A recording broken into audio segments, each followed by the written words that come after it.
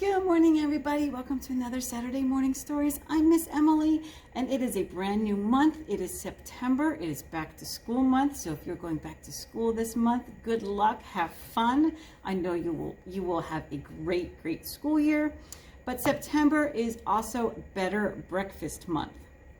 So hopefully you guys all eat breakfast every day. Hopefully you have something really yummy every day, whether it's cereal or maybe somebody makes you some pancakes or some French toast. But I'm going to read breakfast books all September long on Saturday mornings. So I'm going to start off with Billy the Goat's Big Breakfast. And this is written by Jez Arlborough. So, Billy the Goat's Big Breakfast. Nat the Cat made a breakfast to share with her friends Billy Goat and Hugo Hare.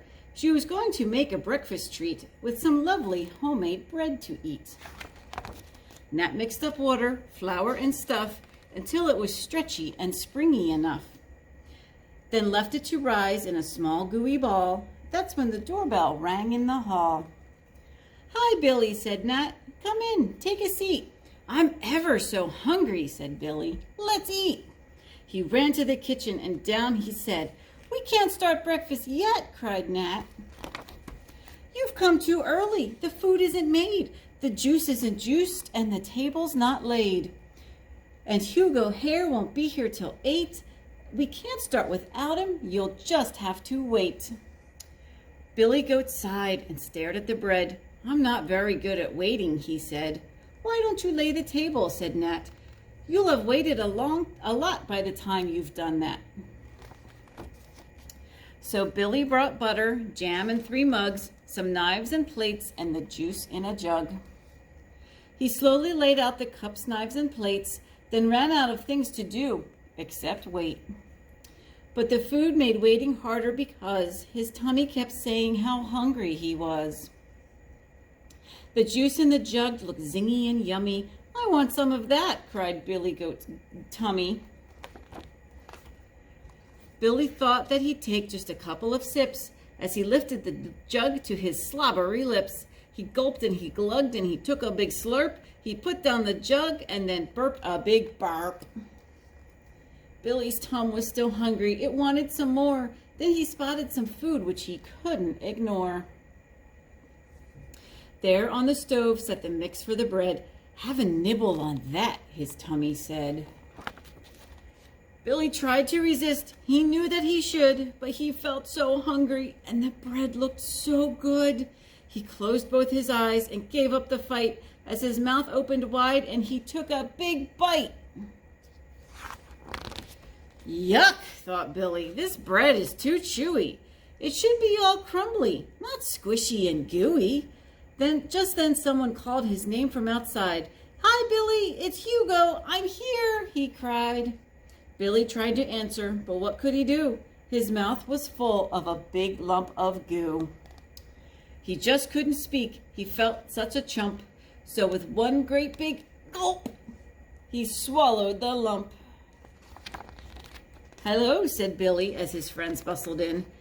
But Nat saw beyond Billy's big sticky grin. The juice was all gone to the very last drop, and the mix had a bite-sized hole in the top. Nat turned on the oven and put in the mix, but then she was left with a problem to fix. Now there's not enough food to get them all fed. "I'm just popping out for a minute," she said. "Oh, Hugo," said Billy with a lump in his throat. "I've been such a naughty, greedy goat. I knew it was wrong and I knew it was rude. Before you came in, I ate half the food. The horrible bread made my tummy rumble, and now it's starting to gurgle and grumble." His tummy did something else as well. As it mumbled and rumbled, it started to swell. "Oh dear," said Hugo as it swelled more and more, to double the size it had been before. "I'm back," cried Nat. Billy wanted to run, but he didn't want Nat to know what he'd done. But Hugo stepped in, he grabbed a big coat and threw it right over his friend Billy Goat. "Why are you all covered up?" asked Nat. "He's cold," said Hugo. Nat soon fixed that. "Come sit by the stove and get warm," she said, "and soon you can eat my freshly baked bread." So rumbling, grumbling under a coat sat a bloated and ever so hot little goat. But worse was the feeling growing inside of the secret which Billy was trying to hide. "I'm not cold, I'm hot," blurted out Billy Goat, "and I've got a big tummy beneath this coat. I swallowed a lump of your bread and soon my tummy swelled up like a great big balloon. Now I feel horrible deep down inside. I'm ever so sorry, Nat," he cried. "Oh, Billy," said Nat, "if only you'd looked. You shouldn't eat bread before it has cooked. It had to be baked and the mix had to rise. That's when it blows up to double the size." She took out the loaf and it smelled so good, just like the freshly baked loaf really should. "But there's no juice," said Billy, "and the loaf is too small. It's my fault there isn't enough for us all."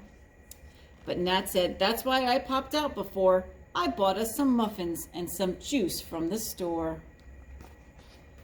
Oops.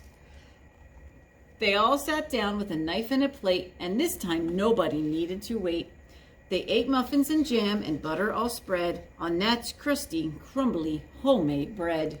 They swallowed and slurped it all down, and by then, Billy Goat's tummy was happy again. When the breakfast was finished, Nat made up a song, and both of her friends started singing along. "What's in Billy's tummy? A big lump of goo. Billy bit off more than Billy could chew. He thought it was bread, but instead it was dough, and inside his tummy it started to grow. Oh no, silly Billy, you made a mistake. Before you can eat it, the dough has to bake. So if you don't want a balloon in your tum, next time just wait for Hugo to come." They'd eaten the food and drank the juice dry, and now it was time to be saying goodbye. With so much fun to share between three, what a splendid big breakfast it turned out to be. How wonderful. They ended up having a lovely breakfast, all the three of them. So I hope you guys have either had or will have a wonderful breakfast this morning, and I'll see you next week for another breakfast book. Bye-bye.